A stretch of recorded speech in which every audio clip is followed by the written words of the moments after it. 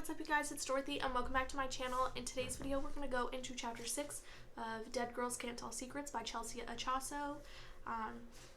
I really can't say much about it so far. Yes, my baby is sleeping very weird on my chest in her papoose, but you know, as long as she's happy, I'm happy. Anyways, let's get right into this video. This video may contain sensitive topics and foul language. If you do not wish to continue, I suggest clicking off of the video now. You have been warned. Chapter 6.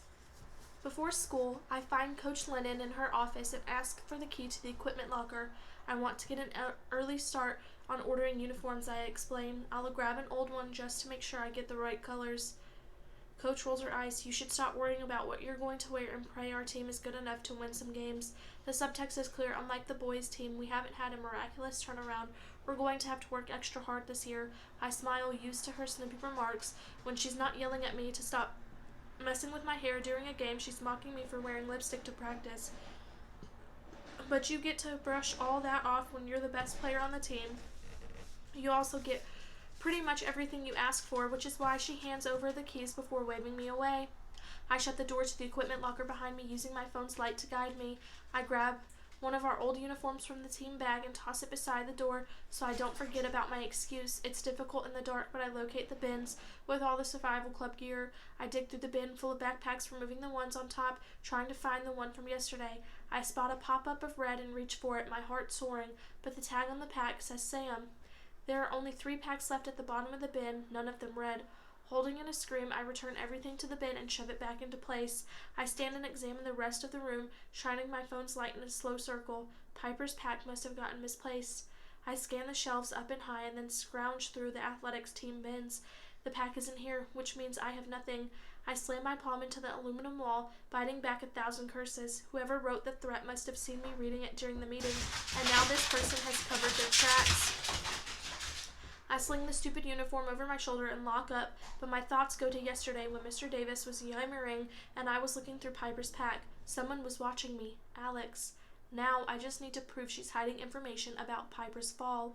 The bell has already rung by the time I stash the useless uniforms in my car. I rush back to the main hall and find Alexandra at her locker, talking to this other sophomore girl whose name might be Deb or Diana.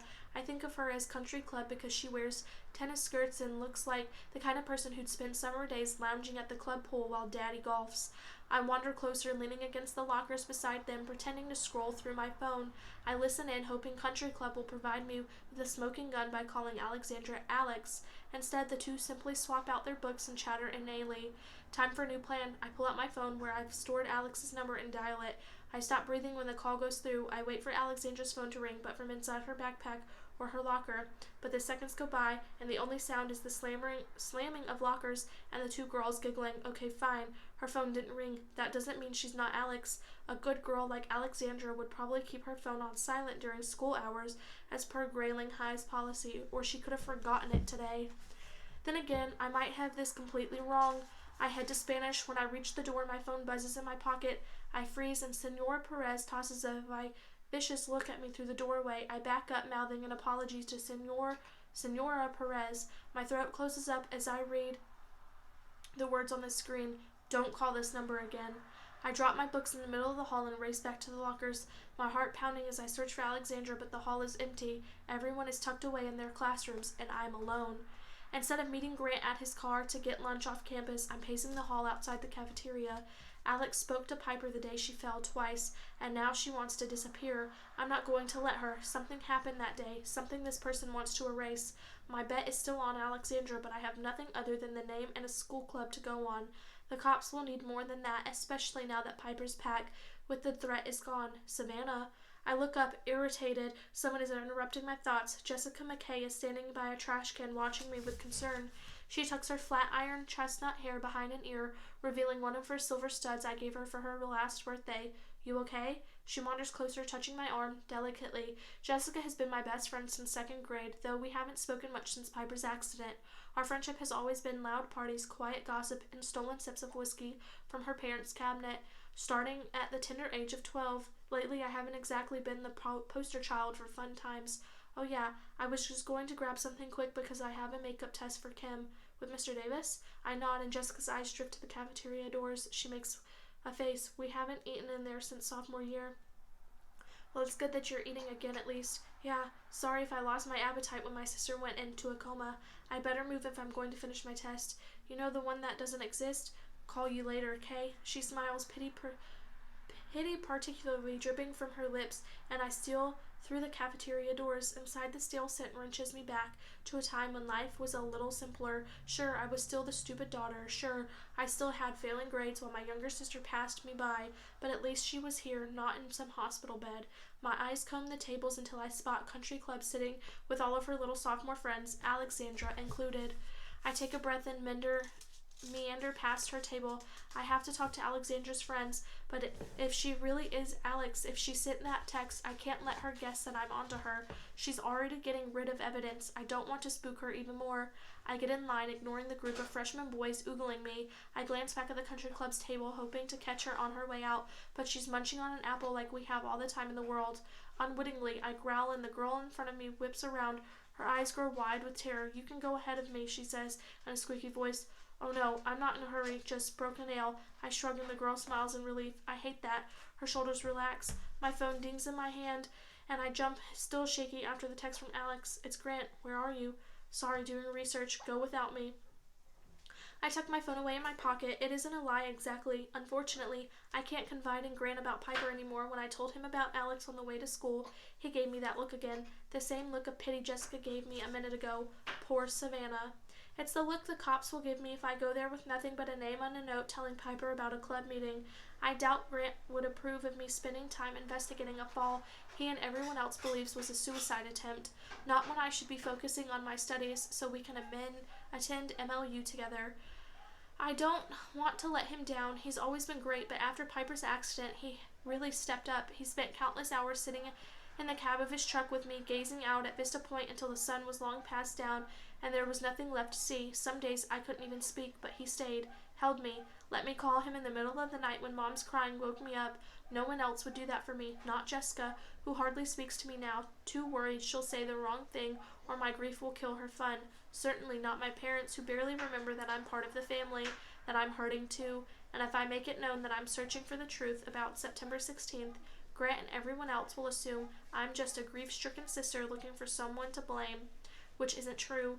A sudden burst of panic cracks my thoughts, and I glance back at Alexandra's table. Did I miss Country Club? But she's still working on that apple. Then it hits me. Alexandra's gone. I ease out of line, hurrying through the tables and trying not to slip on anyone's spilled lunch. When I get to Country Club's table, the apple core is on her tray. She's checking her makeup with her phone camera, glazing her fingers over her short brown hair. There are still a couple of other girls with her. I slide onto the bench beside her, smiling like I do this all the time. Hey, Deb, right? Country Club frowns, but then she takes me in as she lowers her phone into her lap. It's like her vision was suddenly cleared, and she straightens up in her seat, tucks some hair behind her ear across the table, and the other sophomores stare. Diana, she corrects, smiling shyly. Damn it, I knew it was one of the two. Right, I say, tapping myself on the forehead like the idiot I am. I'm Piper Sullivan's sister, Savannah, she laughs, and the other sophomores join her. Yeah, we know. Right, I repeat. I was wondering if I could ask you a couple things about my sister. I glance around the table in private. The other two sophomores stiffen. Before I can suggest that Diana and I move to the hall, the others stand. We were just leaving anyway. One of them says, a girl with a smattering of freckles and long auburn hair. Yeah, see you later, Di. The other one says, we're all praying for Piper, she adds solemnly before shuffling off with her tray. Thanks, I mumble. Sudden oxygen deprivation, clouding my thoughts. Why am I here? Oh, right. I turn to Country Club, trying to find something to compliment her on before we proceed. I learned that from a book, or TV maybe. People are more willing to do stuff for you after you pay them a compliment. But it's tough in this case, to be perfectly honest. Finally, I settle on, that's a really great cardigan. It's not. The green is all wrong for Country Club's complexion, but her whole face lights up, and I know it's a lie for the greater good. Where'd you get it?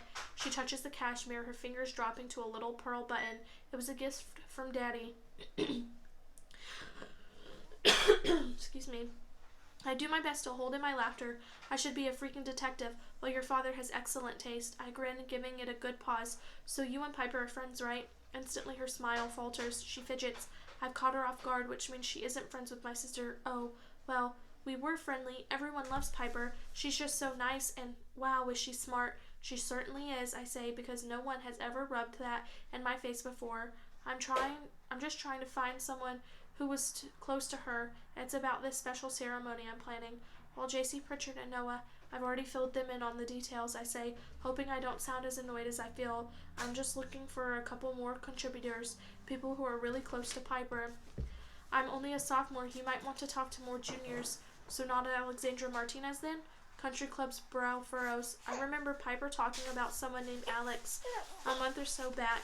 I just assumed it was Alexandra since they were in journalism and survival club together. Sorry, my daughter started crying, so I had to take her out of the papoose and change her diaper. Anyways, so not Alexandra Martinez then? Country Club's brow furrows. I remember Piper talking about someone named Alex a month or so back. I just assumed it was Alexandra since they were in journalism and survival club together. She does go by Alex sometimes, doesn't she? I'm going out on a limb with this one. Well, yeah, to her friends, but I wouldn't consider Piper and Alex friends, really. I mean, especially not after what happened earlier this year. All the heat rushes from my body as ice water trickles in. What happened earlier this year? That is the end of this chapter. I will see you guys in the next video. Bye.